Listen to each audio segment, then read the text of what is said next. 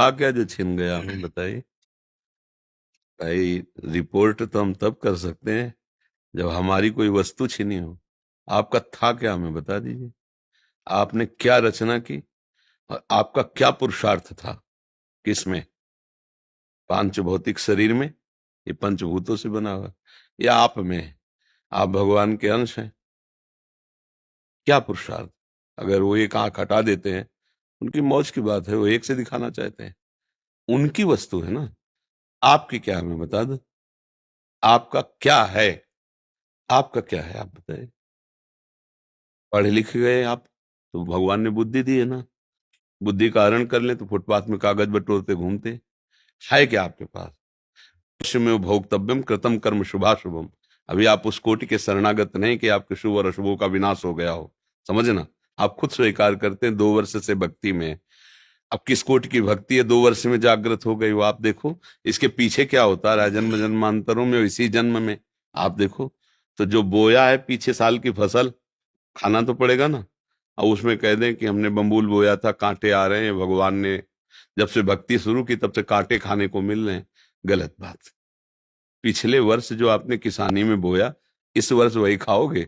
अब जो बो रहे हो उसे तुम आगे फसल काटोगे। अभी इस कोटि का तुम्हारा ज्ञान या भक्ति नहीं आई जिसने जन्म जन्मांतरों के संस्कारों को भस्म कर दिया हो और विशुद्ध ज्ञान से प्रकाशित हो गया हो। तो फिर प्रश्न ही नहीं आएगा कि हमारा छीन लिया क्या। भ्रम, अज्ञान, मोह, पाप। भगवान क्या छीनते हैं? ये छीनते हैं।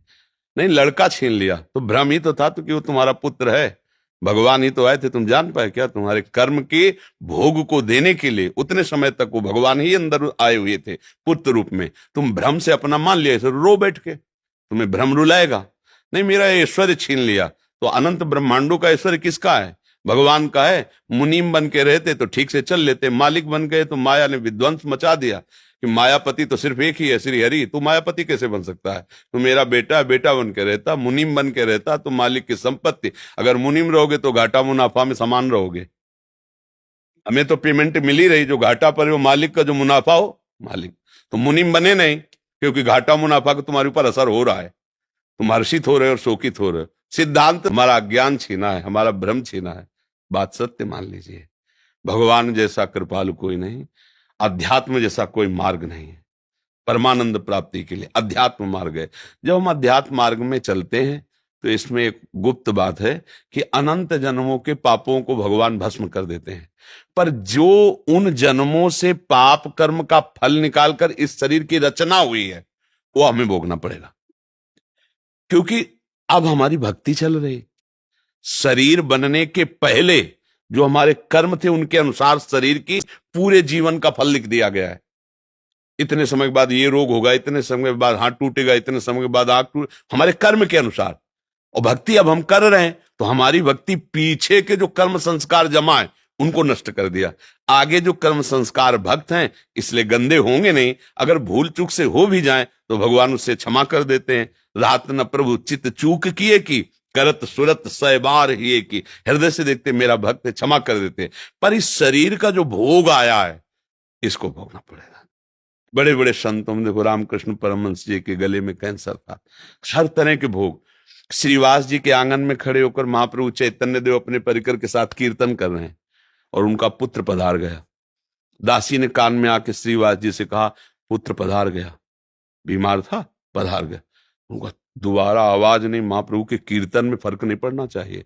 और मंजीरा जोड़ के और जोर से कीर्तन करने लगे, नाचने लगे। महाप्रभु चैतन्य देव रुक गए और उनका, श्रीवास मेरा मन कुछ सुस्त सा हो रहा है, कोई घटना घटी क्या? उनका, प्रभु क्या घटना घट सकती? जहां आप मंगल मूर्ति नाम कीर्तन हो रहा वहां घटना क्या घट सकती? तब किसी भक्त ने बताया कि श्रीवास का बेटा पधार गया। तो उनका बताया कि उन्होंने बोले, प्रभु बताने की क्या बात है? आपका था, आपने उसे अपनी सेवा में भेज दिया। और जिस जीव को यह सौभाग्य मिले कि आप स्वयं कीर्तन कर रहे हैं और वो पधार रहा है, इसके लिए तो बड़े बड़े ऋषि मुनि याचना करते हैं। प्रभु ये कोई शोक की बात है? ये कोई दुख की बात है? ले वो आनंदित है। पुत्र पधार गया, वो आनंदित है कि उस जीव को जो सौभाग्य मिला। बड़े बड़े ऋषि मुनि ऐसी याचना करते हैं और वो कितने समय तक के लिए पहले ही निर्धारित हो चुका है, इसके बाद ये चला जाएगा। भैया, अगर विवेक से देखोगे तो भगवान की कृपा तुम्हें दिखाई देगी, अविवेक से देखोगे तो लगेगा भगवान के साथ हमने क्या बुरा किया जो उन्होंने हमारा छीन लिया। और भगवान स्पष्ट कह रहे हैं, अवश्य में वो भोक्तव्यम कृतम कर्म शुभाशुभम, भोगना पड़ेगा तुम्हें जो तुम कर्म कर रहे हो। एक उपाय है, ऐसी शरणागति प्राप्त करो कि अहम भी समर्पित हो जाए, तो सब भस्म हो जाएगा। अभी उसमें प्रवेश ही नहीं हुआ है, उस शरणागति में तो प्रवेश ही नहीं हुआ, जिसे शुद्ध परमार्थ कहते हैं, उसका ककारा भी नहीं आता है, तो वो बात तो बनी नहीं। तो इसलिए बात को अंदर से हटाओ कि भगवान छीन लिए, भगवान कृपा कर रहे हैं, सच्ची मानो। हमारे जितने कर्म है अगर वो हम पर टूट पड़े, हाँ, तो एक श्वास लेने लायक नहीं, हम ऐसे ऐसे कर्म किए हैं। इसलिए भगवान की कृपा मनाओ और भक्ति में आगे बढ़ो। तब तुम जब ऊंचाई पर पहुंचोगे फिर देखोगे कि पीछे की भी बात को, तो हर कदम में कृपा दिखाई देगी आपको। ओहो, बचा लिया भगवान ने, कृपा की भगवान ने। अगर हमारे अनुकूल परिवार मिलता, अनुकूल संपत्ति मिलती, तो भोगों में फंस जाता, कभी इस आनंद को प्राप्त। कितने कृपालु भगवान, आपने मुझे वो दिया ही नहीं जिसमें फंसा जाता है, मुझे दिया ही नहीं, बड़े कृपालु, आपकी जय। ऐसे मनाते। अभी राग है भोगों में, परिवार में, संसार में, तो हमें लगता है कि भगवान बहुत बुरा करने वाले हैं। एक ऐसे हैं कि जो उनकी ज्यादा आरती पूजा करता है उसी की वो धुल देते हैं, उसी को पिटवा देते हैं, उसी को कष्ट। ऐसा नहीं है। वो जो दिखाई आपको दे रहा है वो इसलिए दे रहा है कि अब आखिरी है, अनंत जन्मों का हिसाब इसी जन्म में होके खत्म खेल, अब हमें प्रभु के पास जाना है। भगवान पर दोष करने का तो हमें कभी समझे में नहीं आया। अगर आता तो हम कह देते हैं, ऐसा कह देते हम, पर हमने आज तक ऐसा नहीं देखा है। जब कभी कहीं कोई हृदय में जलन हुई तो मेरे विचार की कमी हुई, मेरे आचरण की कमी हुई, मेरे भगवान की नहीं। सच्ची कहता हूं, उनका ऐसा प्यार है, उनका ऐसा दुलार है, मतलब करोड़ों प्राण हो तो भी उनके आगे बलिहार है। जहां मैं जला हूं वहां मेरी सोच गलत हुई है, मेरी चेष्टा गलत हुई है, वहां मैं जला हूं। उनकी कृपा में कहीं जलन नहीं है, हमसे गलती हुई है। तब इस बात का मुझे बोध हुआ बाद में कि हम गलत चिंतन किए, ये गलत हमारी चेष्टा थी, इसलिए मुझे वो जलन हुई। वो भगवान की तरफ से नहीं, वो क्रिया का फल है। भगवान की तरफ से तो कृपा ही कृपा है, कृपा ही कृपा है। बोलो हमारे ऐसे कोई पुण्य है कि हम वृंदावन आने लायक हैं? सोचो जरा, जिस वृंदावन के लिए बड़े बड़े महापुरुष, जो रज शिव सनकादिक याचत, सो रज शीस चढ़ाऊं, किशोरी तेरे चरणन की रज पाऊं। भला इस रज में हम आने लायक? श्री राधिका कृपा बिन सबके मनन अगम, मन से भी नहीं सोच सकते वृंदावन, आप तन से आए हो वृंदावन। आपके ऊपर कितनी कृपा लाडली की, यदि वो छीनने वाले होते तो तुम्हें भेजते ही नहीं यहां। सोचो। अच्छा, हनुमान जी को देख करके विभीषण जी के हृदय में भा कि अब मुझे भाव भरोस हनुमंता, बिनु हरि कृपा मिल। आप संत समागम में बैठे हैं, अहो भाग्य। सुत दारा धन लक्ष्मी, पापियों के घर होए, संत समागम हरि कथा, तुलसी दुर्लभ। भगवान ने छीना नहीं, आपको दिया है। दुर्लभ मनुष्य दे, दुर्लभ सत्संग, दुर्लभ बर्फी रख दो जो बहुत बढ़िया दिखाई देती, 2-4 दिन में ऐसी फफूंदी और दुर्गंध हो जाए, क्योंकि उसका स्वरूप ही यही है। खाने क्या देखने लायक नहीं रह जाएगी। देखो, एक समय चिकने चुपड़े बच्चे थे, जवान हुए, झुर्रियां पड़ रही, मरने की दशा आ रही। ये भगवान थोड़ी कर रहे हैं, ये इसका स्वभाव है भैया। फूल है, फल लगा, पका, गिरा, खाया गया, मल बन गया, नहीं खाया गया, सड़ गया। ये यहां ये सिस्टम है, परिवर्तनशील, विनाशमय, ये सिस्टम है। इसको दोष नहीं दिया, ये सिस्टम है। हर लोग का अलग अलग सिस्टम है, ये यहां का सिस्टम है।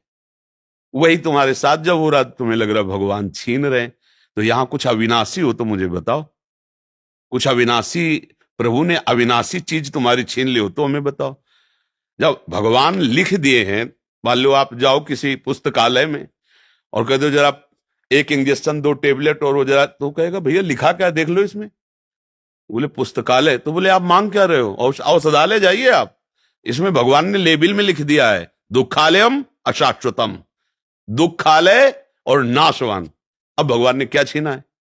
भैया इसमें लेबिल लगी हुई, पहले पढ़ो।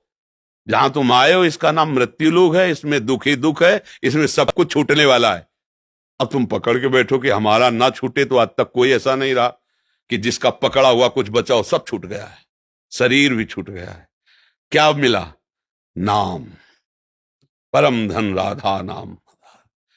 कबीरा सब जग निर्धना, धनवंता नहीं कोई, धनवंता सोई जानिए जाके राम नाम धन, राधा नाम, कृष्ण नाम, श्याम नाम। तो भैया आपको प्रभु ने दिया है, वो दाता है, वो लेने वाले थोड़ी है। भूल से सरकारी संपत्ति पर कब्जा कर लो और जब सरकारी पार्षद आके छुड़ाएं तब आप गाली दो सरकार को, तो भाई देखो तुम्हारी भूल है, माफीनामा तुम्हें लिखना चाहिए।